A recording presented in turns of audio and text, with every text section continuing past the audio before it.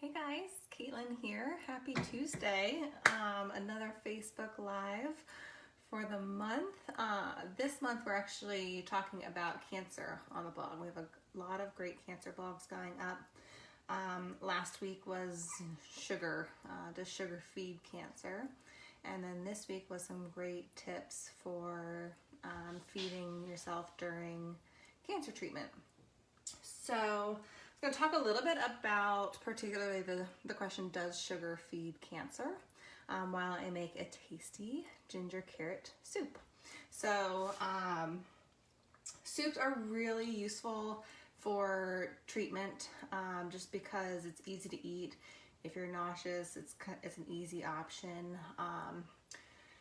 And you can make it ahead of time. So before treatment, you can make a bunch of soups. You can put them in the freezer, and then when you're not feeling so great, not feeling like cooking, you have all of these meals ready to go. So get started on this. I'm gonna start with a teaspoon or so of avocado oil. Could be olive oil. I like to use avocado oil for higher heat cooking, and when I run out of my olive oil. So tablespoon or so of avocado oil, and then I'm going to add in about a half of an onion. I'm making kind of a small batch of this today, and the recipe that's going to go up on the website, that's going to be for a larger batch, but this is just about half of an onion. I have the pot on medium heat, and I'm just going to cook these onions a little bit for 5 minutes or so until they are softened.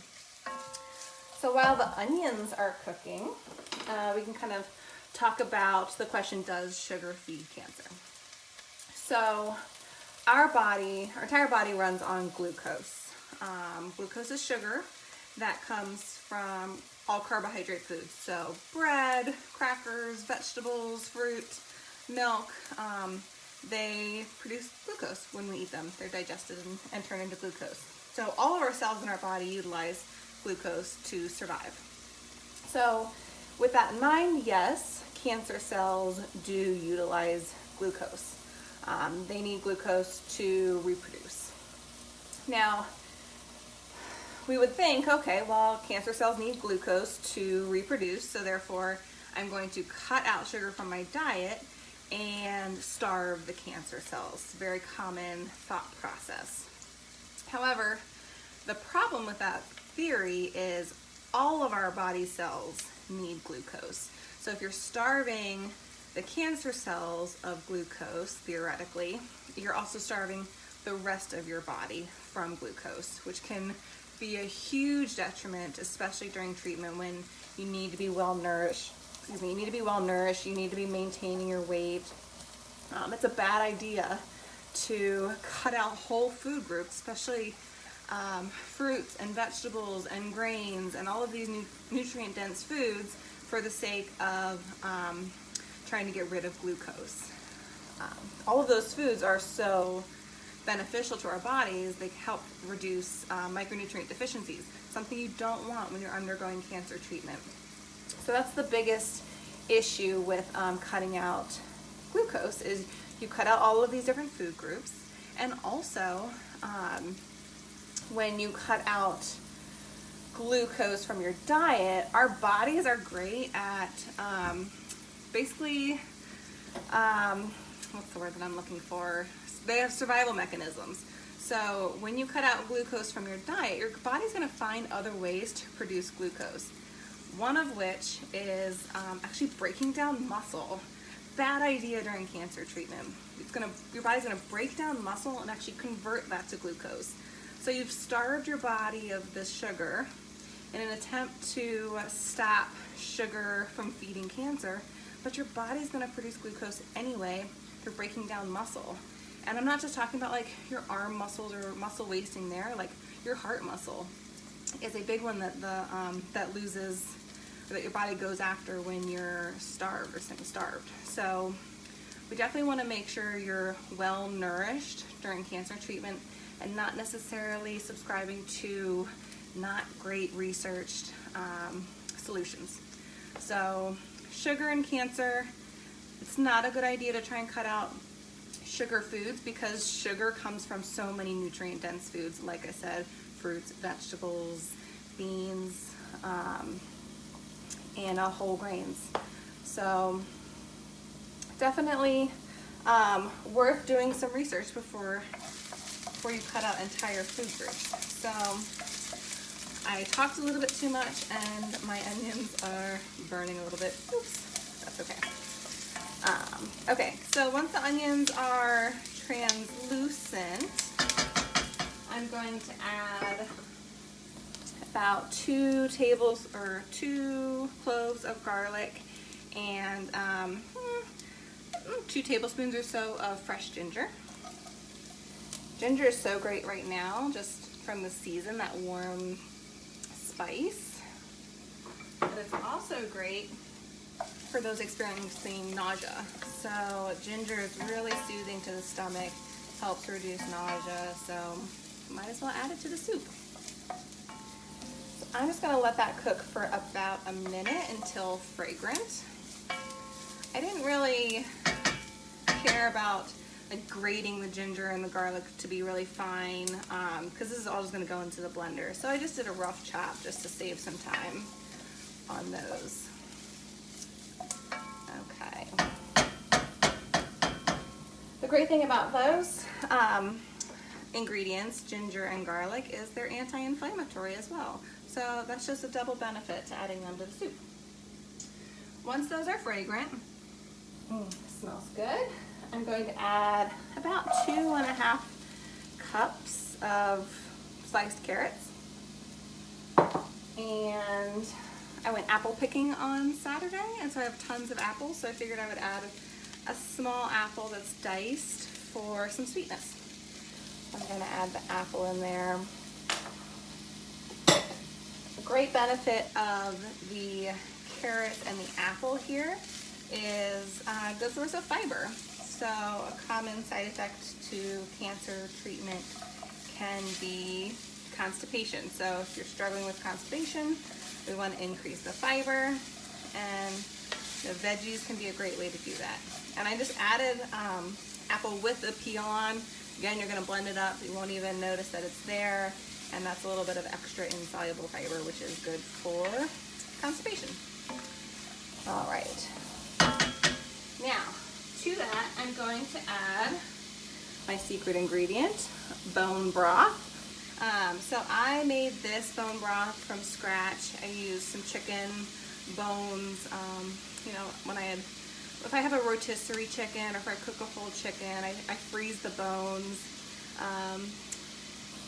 Got a little crunchy with this one, and I bought some chicken feet from the farmer's market, so I threw in some chicken feet. It's supposed to be really good for bone broth. So if you can see, it has like a jello consistency, which is what you want from bone broth because it's got all that collagen and all those proteins in there to make it thicker.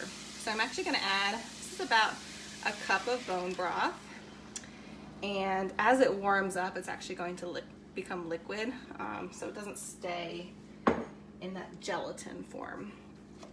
Benefit of bone broth over regular like chicken stock or vegetable stock is going to be the protein content. So it's really useful to add into soups or even drink as a way to get extra protein. So I really like to use bone broth. It's got a lot of great nutrients in it. So you can't see it, but it's liquid already. So we're going to let that simmer. Now feel free to use chicken stock, vegetable stock if you want it to be vegetarian. You could even do water if you don't have stock on hand. That is all fine. We're just gonna cook down those apples and carrots until they're super soft. So I want to retain this liquid. I don't want it to cook off so much, so I'm gonna cover it. I'm gonna let it stay on like medium heat, and I'm gonna cover it up. And there's Gus who's making lots of noise. Okay, so I cover that up and I let it simmer for 20-25 minutes. What you want is for your carrots to be really soft. So I already made turn that off, cook that up later. TV magic, it's already done. So this has been simmering for about 30 minutes. There's still some liquid in there, which you want. And then you can see here, it's nice and soft. Usually what I do is I kind of press some of the carrots against the side with the back of the spoon, and just make sure that they crush easily. And this is pretty much ready. And the apples are super soft, so the carrots take longer to cook. Oh, and I forgot, I do add a little pinch of salt when I add in the broth, depending on if you've salted the broth when you made it, or if you're using broth from a can or a container. Likely already has a decent amount of salt, so you may not need to salt your soup. Okay, so that's done, and easy peasy.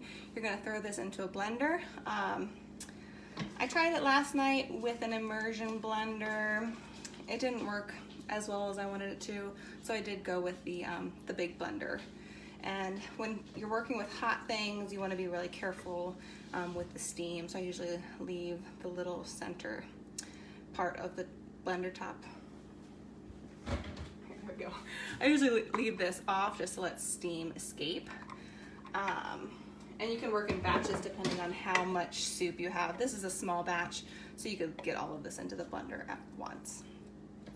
Alrighty, I'll show you what we got.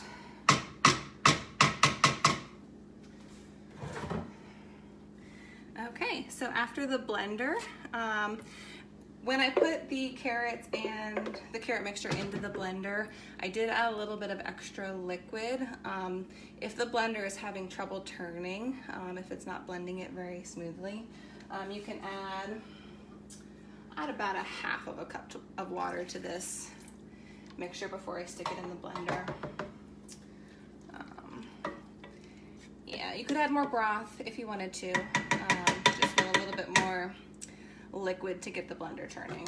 So we've got a really nice kind of creamy, velvety texture, beautiful orange color. It's full of antioxidants, beta carotene from the carrots, the anti-inflammatory effects of the garlic and the ginger, lots of protein and fiber. So it's a really great soup, even outside of cancer treatment, just for fall. So that's the carrot soup that I had for you. Really easy. Takes 30 or 40 minutes, and I'll put a big batch on our website for the recipe so that you can make a big batch for the family or freeze it. Freezes really well for another day. But as I was saying, this week, this month, we are talking all about cancer, so go on to our blog if you are interested. We have a blog about the benefits of seeing a dietitian in cancer treatment, as well as more tips and tricks for how to manage different symptoms during treatment. So great information on the blog. And then we'll head into some more holiday stuff in the coming months. So thank you all for watching. If you have any questions or concerns, shoot us a comment and we will get back to you on that. But I'm gonna have some soup for lunch. All right, thanks guys for watching. Bye.